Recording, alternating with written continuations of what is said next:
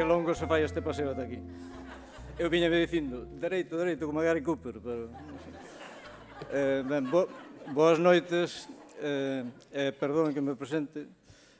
A frase é dun amigo poeta, pero a min venme aquí ao pelo, porque se repasades a nómina de persoas que me precederon nesta honra de elaborar o manifesto, pois en todas persoas moi coñecidas, sen ir máis longe, o ano pasado, Camilo Franco, un home de teatro de toda a vida, co que podería ir a tomar os cafés ou as cañas, porque é un máis de vos, entón a elección tiña todo sentido. Sin embargo, no meu caso, eu non podo evitar sentirme un pouco como a Peter Sellers naquela película do Guateque. Non sei se lembrades. As cousas son como son. Pois penso que igual o meu convite se debe a unha especie de equívoco, feliz equívoco, pero o caso é que agora estamos na festa e que carallo, pa diante, non? Entón,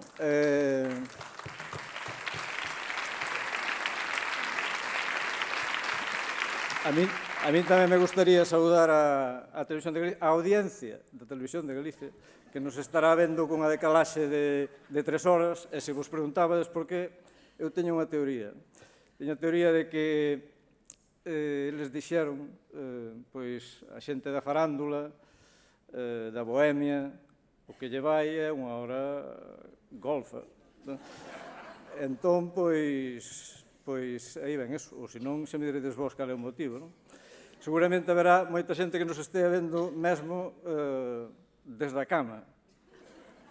É unhas horas que é cando votan ese tipo de programas, xa sabedes vos, non? Ese tipo de programas, a teletenda, os adiviños, que sei, os contactos.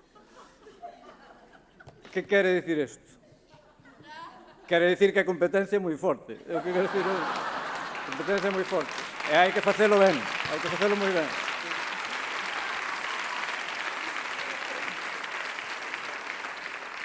Cal é a boa noticia? Pois que a Televisión de Galicia confía no teatro galego, en que o teatro galego pode facerlle fronte a esa competencia encarnizada, a teletenda, dos adiviños e todo iso.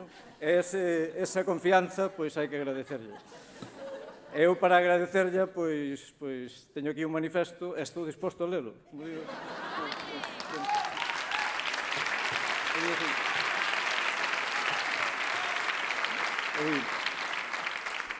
Ser, basicamente, é ser outro. Desde cativos xogamos a ser trastes e a ser quen non somos. E no marco dese xogo xogamos outros xogos dramatizados. Teatro dentro do teatro, como se non houvese límites.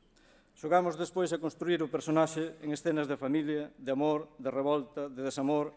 Buscamos papéis de adulto, disfrazámonos de adulto para resultar críveis. Xogamos a ser traballadores ou pais e nais, sen estar moi convencidos de que ese sexa o papel da nosa vida.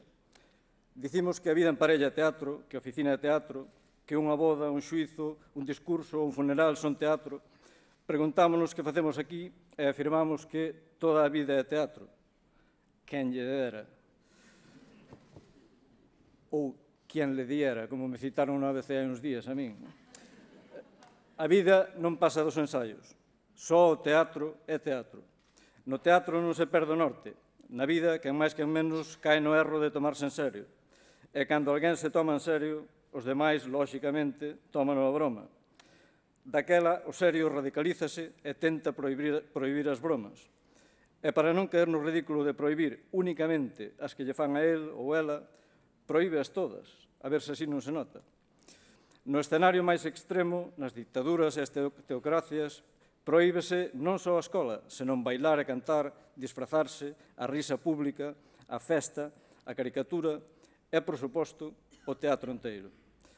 Aquí non, aquí somos civilizados e as autoridades non prohíben a festa sempre que sexa xa, nin a protesta con tal que sexa constructiva.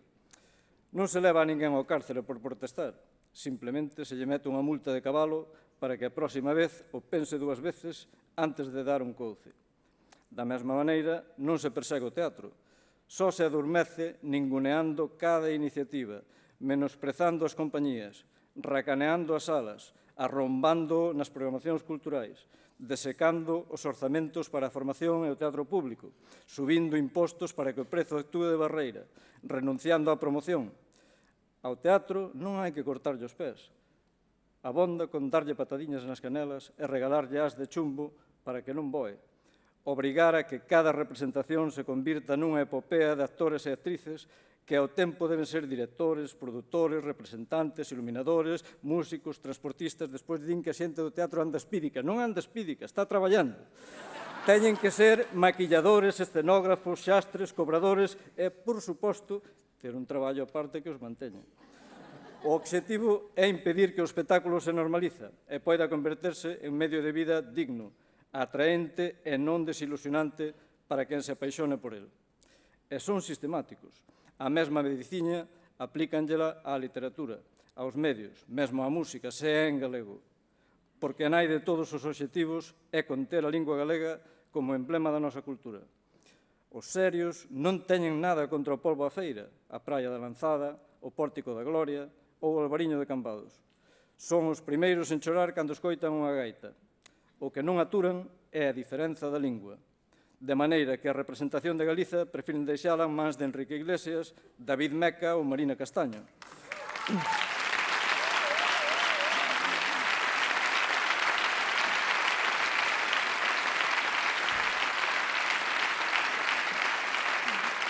E aínda así, no teatro seguimos adiante. Escachamos coa risa e fervemos cada vez que se descorre o pano e o público aplaude. Que frío vai no mundo. Que ben se está no teatro. Gracias.